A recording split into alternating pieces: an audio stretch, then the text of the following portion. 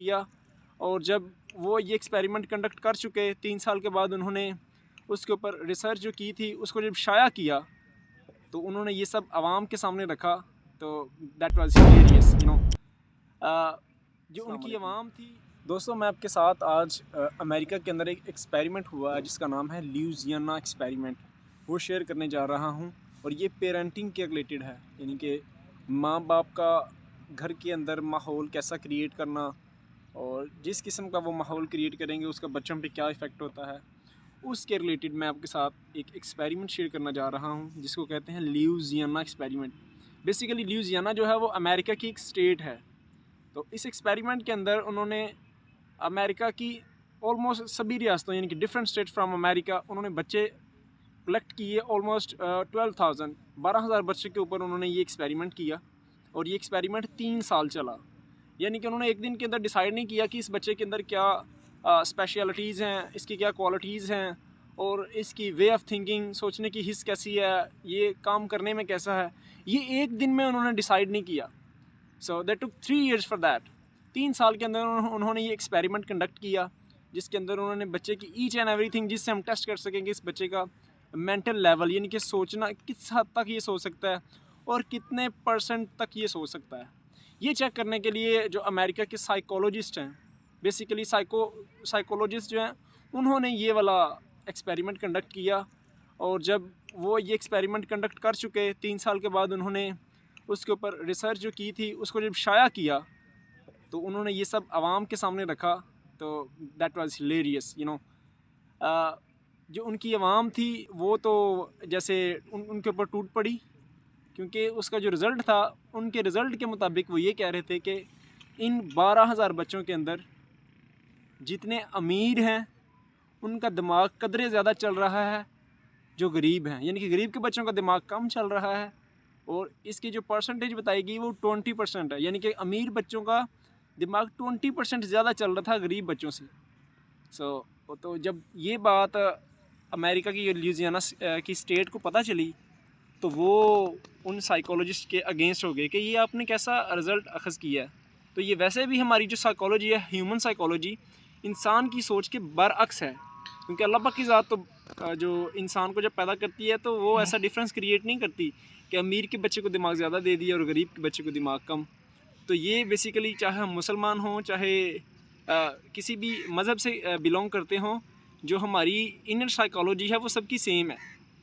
तो उन्होंने जब ये क्वेश्चन क्रिएट किया, हम उन्होंने ये क्वेश्चन रखा अपनी उन साइकोलॉजिस्ट के ऊपर, तो उनको सोचने पे मजबूर किया कि may be there is something wrong in that, कि इसमें उन्होंने कुछ गलत किया है।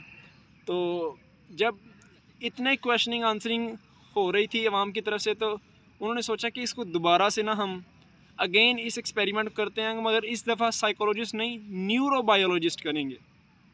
मतलब कि जो प्योरली दिमाग के एक एक हिस्से को जानते हैं कि भाई अगर मेरी इस वक्त ये सिचुएशन है तो मेरे दिमाग का कौन सा हिस्सा ट्रिगर हुआ है या कौन सा सेल इस वक्त ट्रिगर हुआ है। तो जब न्यूरोबायोलॉजिस्ट इस केस के अंदर आए तो उन्होंने जब वो सारी रिसर्चेस देखी, ईच एंड एवरीथिंग देखा, तो वो भी इसी रिज़ल्ट पर पहुँचे कि अमीर के बच्चे का दिमाग ज़्यादा चल रहा है और गरीब के बच्चे का दिमाग कम। अगेन उन्होंने जब ये सब आवाम के सामने रखा, तो उनका जो रिएक्शन था वो यही था कि ये न्यूरोबायोलॉजिस्ट भी ठीक नहीं इनके, यानी कि इनकी रिसर्च ठीक नहीं थी। तो बहुत क्रिटिकल सिचुएशन हो गई थी। Obviously they were expert in their field, वो अपनी फील्ड के एक्सपर्ट थे, तो आवाम ये बात समझ नहीं थी रही। तो ये जब सूरत हाल चल रही थी तो उस वक्त शिकागो यूनिवर्सिटी के एक प्रोफेसर हैं, वो ये सारा केस पढ़ रहे थे, यानी कि केस स्टडी जितनी भी हो रही थी कि इस वक्त क्या निज़ाम चल रहा है। तो वो जब ये सब पढ़ रहे थे तो उन्होंने कहा कि मुझे इस केस में शामिल करें। जब उन्होंने उनको इस केस में शामिल किया तो उन्होंने कहा कि हम ना, जिसे कहते हैं कि तस्वीर का एक रुख देख रहे हैं, हमें तस्वीर का दूसरा रुख भी देखना चाहिए। उनका मतलब था कि हम बच्चों का ये 3 साल का देख रहे हैं कि एक्सपेरिमेंट फ़िलहाल वो क्या कर रहे हैं, हमको उनकी ज़िंदगी का बैकग्राउंड भी देखना चाहिए कि ज़िंदगी में बैकग्राउंड में क्या है। उनका मतलब था कि जिन बच्चों का दिमाग कम चल रहा है, हम उनके घर वालों को मिलें, उनके रिश्तेदारों को मिलें, उन बच्चों के दोस्तों को मिलें, जिन जिन से वो मिलते हैं हम उन सब से मिलेंगे और इन्फॉर्मेशन कलेक्ट करेंगे। तो उन्होंने ये अपनी टीम एक मुकर्रर की और इस एक्सपेरिमेंट में लग गए। जब वो इस एक्सपेरिमेंट में लगे तो उन्होंने इची बिची जिसे कहते हैं, एक एक डिटेल उन्होंने बच्चे की गेट की और उसको अगेन जब प्रोसेस किया तो प्रोसेस के एंड पे वो इस बात पे पहुँचे वो सब तो पाकिस्तानी हैं, जिन बच्चों का दिमाग नहीं चल रहा वो सब पाकिस्तानी हैं। तो ये बात सुन के आपको भी थोड़ी हैरानी हुई होगी, मगर पाकिस्तानी कहने का मुराद ये है कि जैसे मैंने पहले कहा कि वो सब तो अमेरिका की डिफरेंट स्टेट्स हैं, वो पाकिस्तानी नहीं हैं, बट उनकी जो स्पेशलिटीज़ बताई गई वो सब पाकिस्तानी हैं। पाकिस्तानी से मुराद हमारा वो कल्चर है, अगर वो हमें ना हो तो वो हमें ऑकवर्ड सा लगता है कि यार ये क्यों ऐसा हो रहा है। हाँ, मेरा मतलब ये था कि जो उन्होंने बताया कि इनकी रीज़न्स क्या हैं इन बच्चों के दिमाग ना चलने की, जो रीज़न्स बताई वो हम में एग्जिस्ट करती हैं, हम पाकिस्तानियों में एग्जिस्ट करती हैं, हमारे मुआशरे में वो एग्जिस्ट करती हैं, इसलिए मैंने उसका नाम बोला कि वो तो पाकिस्तानी है। अब मैं उनमें से कुछ आपको एक स्पेशलिटीज़ या वो खसूसियत आपके साथ शेयर करता हूँ।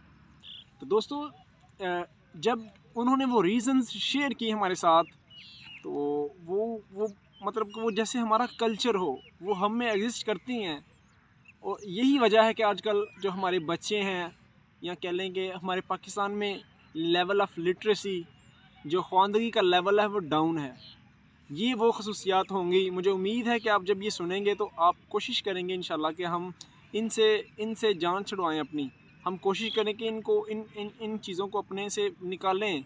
यार ये हमारी कौम से निकलेंगी तो इंशाल्लाह हमारी कौम भी लाइक लोग चाँद पे पहुंच गए हैं, और हम में ये निज़ाम चल रहा है कि अगर कोई थोड़ा सा वो फाइनेंशियली स्ट्रॉन्ग होता है, वो बीमार होता है तो उसे नज़र लग गई है, तो लोग चाँद पे पहुंच गए उनको नज़र नहीं लगी।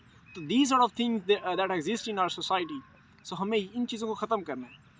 तो उनमें सबसे जो पहले उन्होंने बात बताई कि भाई क्या रीज़न्स थी, वो थी माँ बाप की आपस में लड़ाई, नंबर 1। दूसरे नंबर पे माँ का या बाप का बच्चों के साथ घर के मामलात को शेयर करना। जैसे माँ कहती है, सपोज़ इन सम रीज़न के उनकी जो मदर है, बच्चे की माँ है, उसके साथ पिछले कोई जब से उसकी शादी हुई है कोई इतना अच्छा सलूक नहीं हुआ, तो वो अपने बच्चे को अपना राइट हैंड बनाती है, तैयार करती है कि बेटा तुमने बड़े होके इसका बदला लेना है।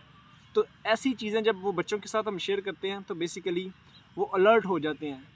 फिर उसके बाद मैं आपको एक चीज़ समझाना चाहूँगा कि सबसे बड़ी रीज़न खाली दिमाग के बढ़ने की नहीं, हमारे पूरे जिस्म के बढ़ने की, इवन के हमारे नाखूनों के बढ़ने की, हमारे बालों की बढ़ने की। उसके पीछे अगर किसी की नहीं बढ़ती, कुछ बच्चे हमने देखे हैं ऐसे जो बिल्कुल ही स्किनी होते हैं, उनकी हाइट भी छोटी होती है और उनके मसल्स इतने नहीं होते, मतलब हर लिहाज से वो आप कहते हैं तो वीकनेस उसमें हमें फील करते हैं। तो उसकी जो एक रीज़न है वो मैं आपके साथ शेयर करता हूँ। बेसिकली इनफैक्ट जब भी कभी हमारे ऊपर एक अलर्ट की सिचुएशन आ जाती है, तो अलर्ट से मुराद सपोज़ मैं कहीं जा रहा हूँ और आगे फायरिंग हो रही है, जैसे मैं देखता हूँ सामने फायर हुआ है तो मेरा दिमाग अलर्ट ऑन कर देता है कि भाई अलर्ट हो जाओ। जैसे ही दिमाग का वो अलर्ट ऑन होता है, मेरे खून के अंदर एक सेल चला जाता है जो सीधा जाके जो मेरे ये किडनीज़ हैं इनके ऊपर पिट्यूटरी ग्लैंड्स होते हैं, उन ग्लैंड्स को हिट करता है कि भाई अलर्ट, एमरजेंसी सिचुएशन ऑन हो गई है, अलर्ट हो जाओ।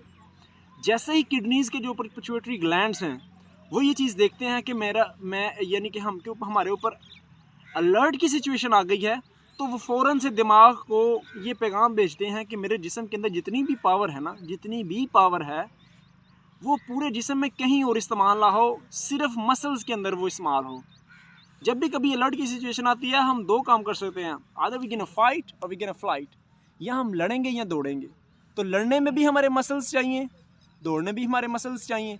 तो हमारी पूरी की पूरी जो ये पिट्यूटरी ग्लैंड्स जो ऑर्डर करते हैं वो कहते हैं कि पूरी की पूरी जो मेरी पावर है ना वो मसल्स के अंदर हो, उसके अलावा मुझे कहीं पावर की ज़रूरत नहीं है।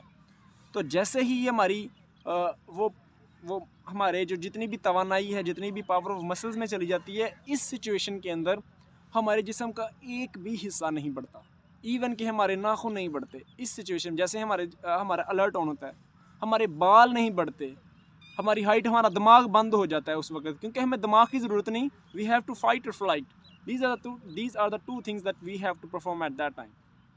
तो जब ये सिचुएशन ऑन होती है तो हमारा सारा दिमाग बंद हो जाता है।